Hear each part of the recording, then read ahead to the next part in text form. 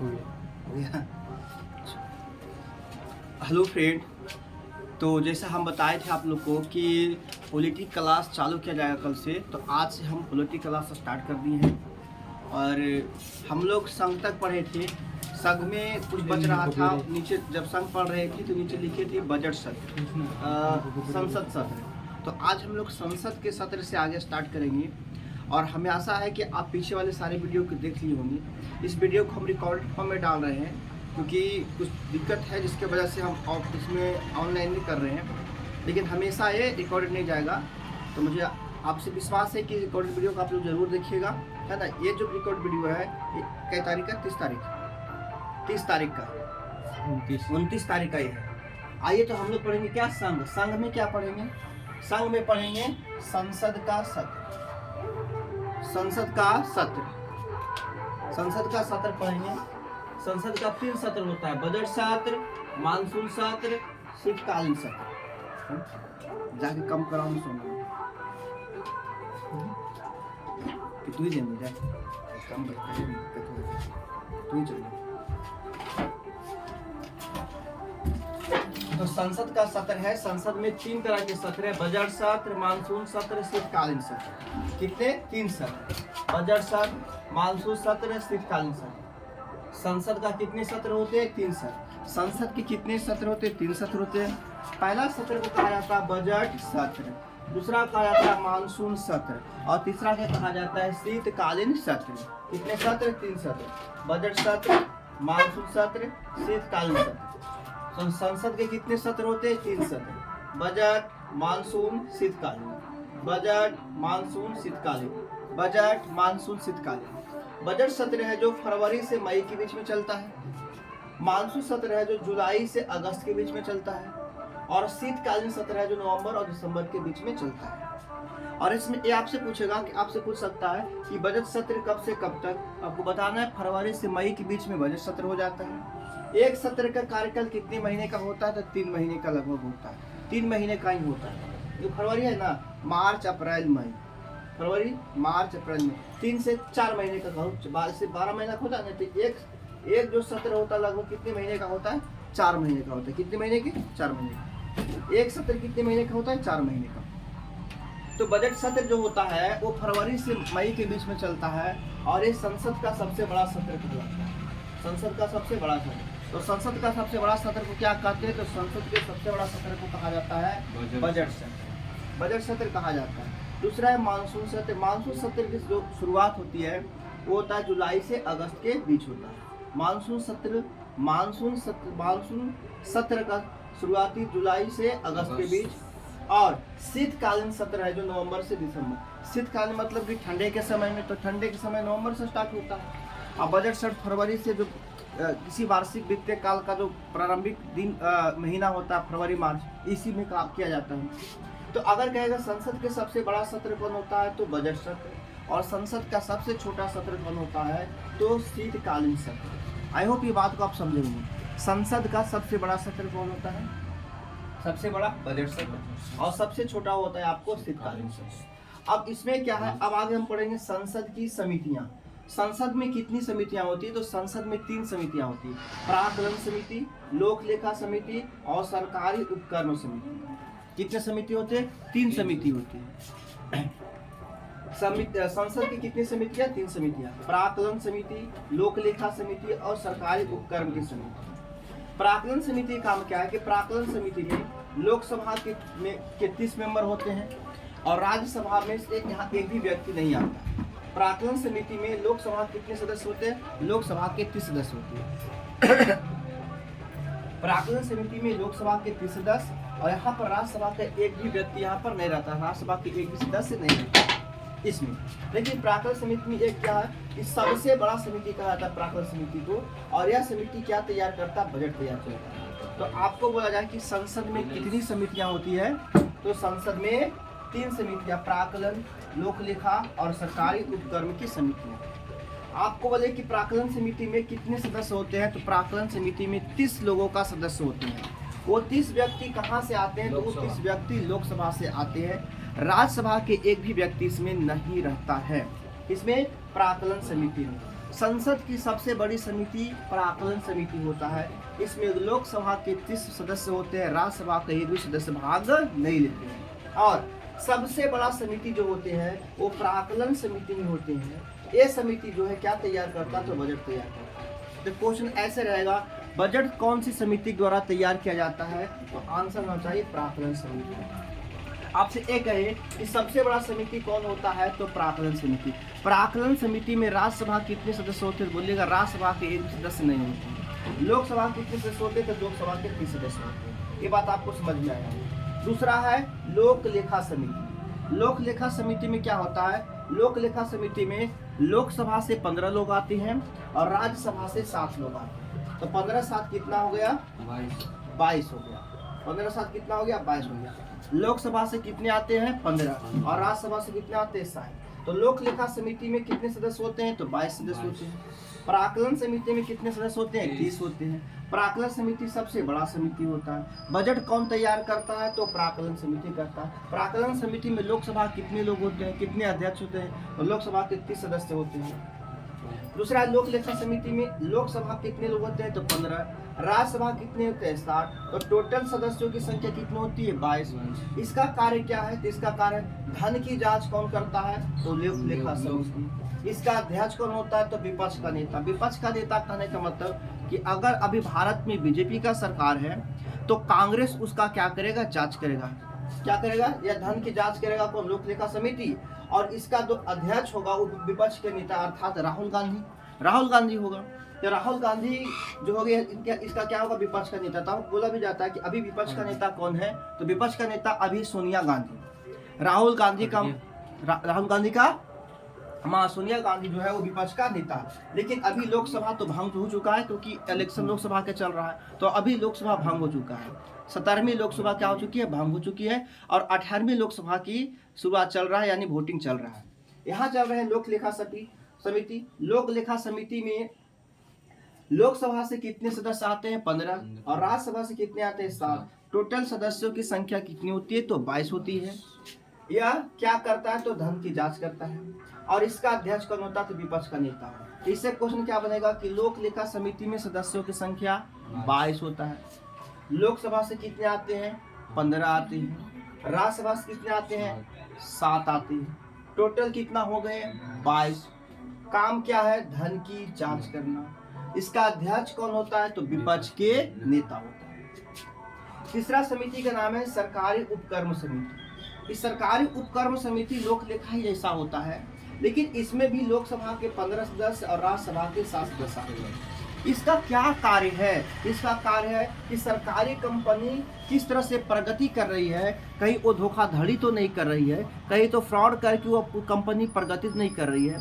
तो कंपनी के प्रगति की जांच करती है कौन, तो सरकारी उपक्रम समिति। नाम ही है सरकारी उपक्रम समिति। सरकारी उपक्रम समिति का कार्य क्या है, जो भारत में कंपनियां हैं उन कंपनियों की प्रगति की जांच करती है, तो टोटल इसमें सदस्य कितने होते हैं, 22 होते हैं। राज्यसभा से कितने होते हैं, 7 होते हैं। और लोकसभा से कितने होते हैं, 15 होते हैं। तो हमने आपको सत्र बताया और आपको संसद की समितियां बताया। संसद की कितने समितियां, 3, प्राक्कलन, लोक लेखा, सरकारी। प्राक्कलन में लोकसभा से 30, राज्यसभा से 0। कुल सदस्य कितना, 30। लोक लेखा समिति में राज्यसभा से 15, लोकसभा से 15, राज्यसभा से 7। टोटल कितना, 22। सरकारी उपक्रम समिति में लोकसभा से 15, राज्यसभा से 7। टोटल कितना, 22। सबसे बड़ा समिति प्राक्कलन समिति। बजट तैयार करता है प्राक्कलन समिति। धन की जांच करता है लोक लेखा समिति। विपक्ष का लोक लेखा समिति का अध्यक्ष कौन होता है, तो विपक्ष का नेता। सरकारी कंपनी के प्रगति की जांच कौन करता है, तो सरकारी उपक्रम की समिति। तो ये आपको 2 तरह की चीज बताए, एक संसद की समिति है, एक संसद का सत्र।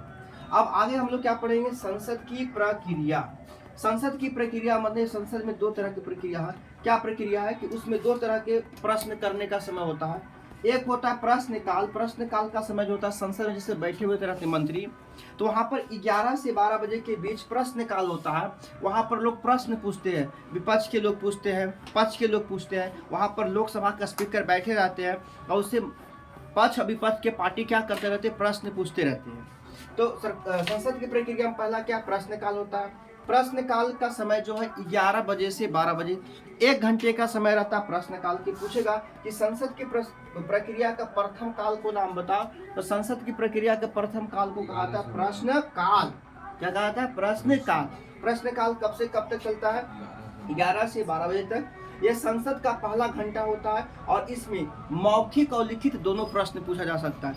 यानी मौखिक भी लोकसभा के जो स्पीकर बैठे रहते हैं उससे मौखिक प्रश्न पूछा जाता है कि यहाँ पर ऐसे हुआ, वहाँ पर ऐसे हुआ, वहाँ पर ऐसे क्यों हुआ, और लिखित भी प्रश्न पूछा जाता है। इसलिए प्रश्न काल जो होता है सबसे बड़ा संसद की प्रक्रिया माना जाता है, क्योंकि इसमें मौखिक और लिखित दोनों तरह के प्रश्न दागा जाता है, पूछा जाता है, पक्ष से और विपक्ष से भी। पक्ष भी पूछता है और विपक्ष भी। लेकिन यहाँ पर एक बात है कि पक्ष जब पूछता है विपक्ष वाले से, विपक्ष वाले जब पूछता है पक्ष वाले से, तो विपक्ष वाले डायरेक्ट पक्ष वाले नेता को नहीं बोलता है, वो डायरेक्ट बोलता है कितना, लोकसभा स्पीकर को बोलता है, फिर वो उसको बोलता है, फिर वो सुनता है, फिर वो उसको बोलता है, फिर वो जवाब देता है। तो वो भी जवाब देगा ना, तो वो विपक्ष वाला जवाब नहीं देता है, वो भी देगा किसको? स्पीकर का जवाब। जैसे मान लें कि यहाँ पर बैठा हुआ लोकसभा स्पीकर, ये विपक्ष के लोग हैं, ये पक्ष के लोग, यहाँ जिसकी सरकार है, तो इसने हिसाब मांगा कि बताइए साहब, आप बिहार में मान लिया जाए कि सड़क बनाना था, है ना, हाईवे पास करना था, उसकी इतनी बजट था, वो बजट कहाँ गया?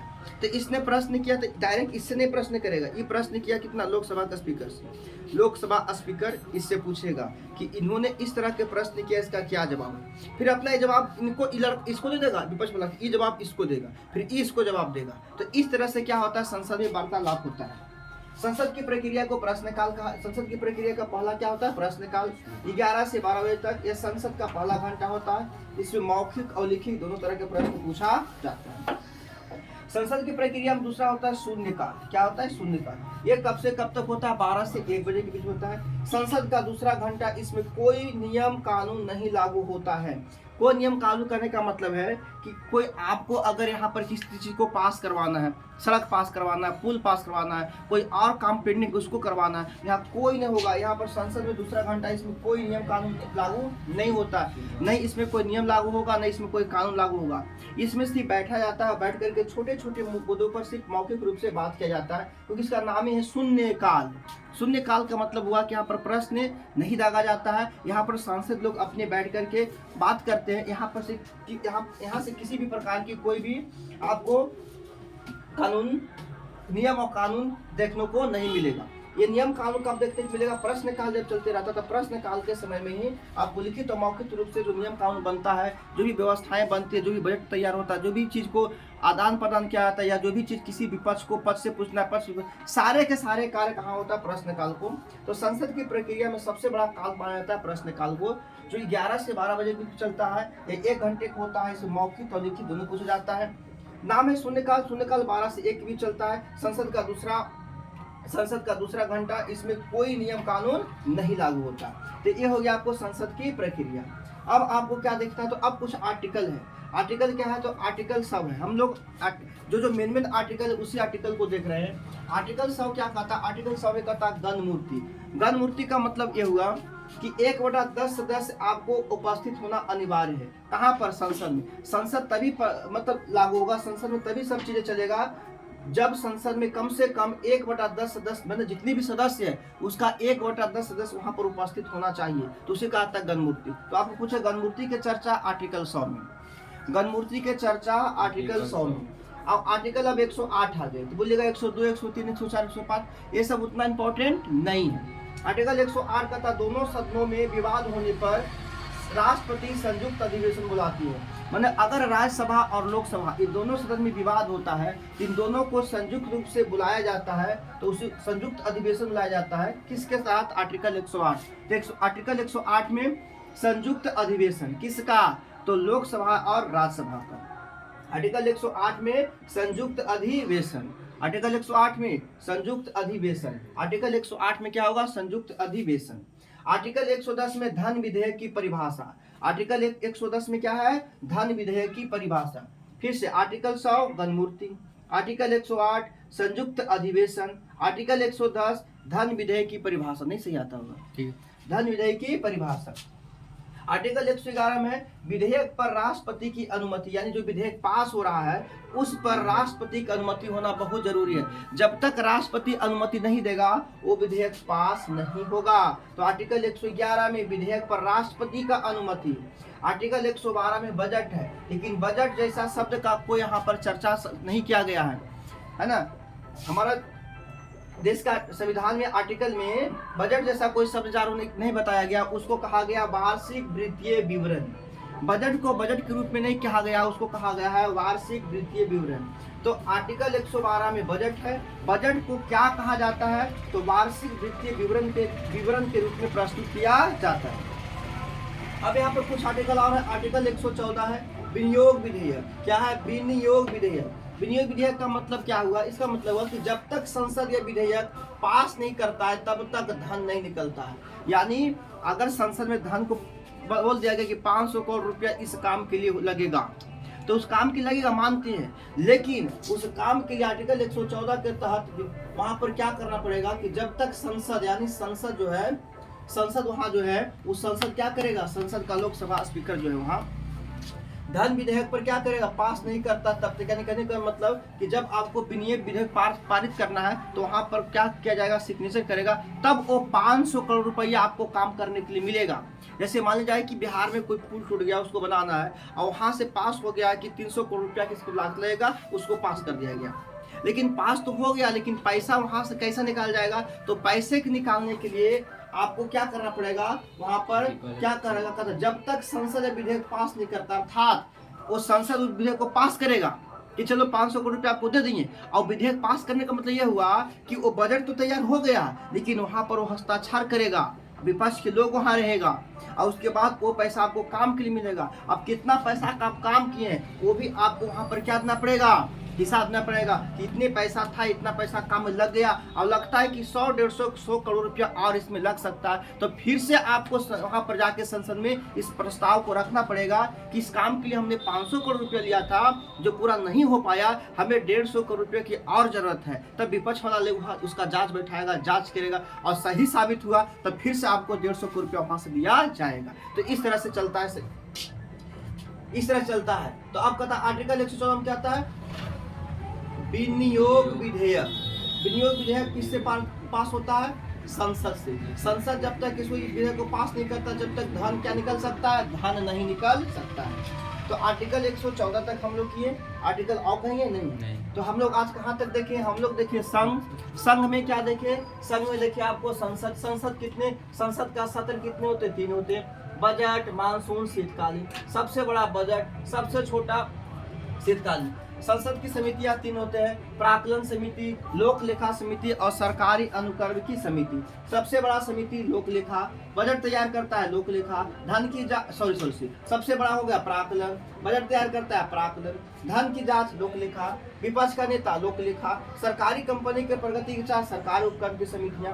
बाकी यहाँ पर संसद की प्रक्रिया, सबसे बड़ा काल प्रश्नकाल, 1 घंटे होते 11 से 12, इसमें मौखिक और लिखित दोनों प्रश्न पूछे जाते हैं। शून्यकाल में क्या होते हैं, 12 से 1, संसद का दूसरा घंटा होता है, इसमें कोई भी नियम कानून लागू नहीं होता है। बजट जैसा शब्द कोई होता नहीं है। 112 में बजट आता है, लेकिन बजट को किस रूप में पेश किया जाता है, वार्षिक वित्तीय विवरण। आर्टिकल 111 में विधेयक पर राष्ट्रपति का अनुमति जरूरी है। आर्टिकल 110 में धन विधेयक की परिभाषा है। आर्टिकल 108 में दोनों सदनों के बीच अगर विवाद होता है तो संयुक्त अधिवेशन बुलाया जाता है राष्ट्रपति के द्वारा। आर्टिकल 100 में है गणमूर्ति, अर्थात वहां पर 1/10 अगर उपस्थित नहीं रहता है तो संसद का कोई भी कार्य नहीं चल सकता है।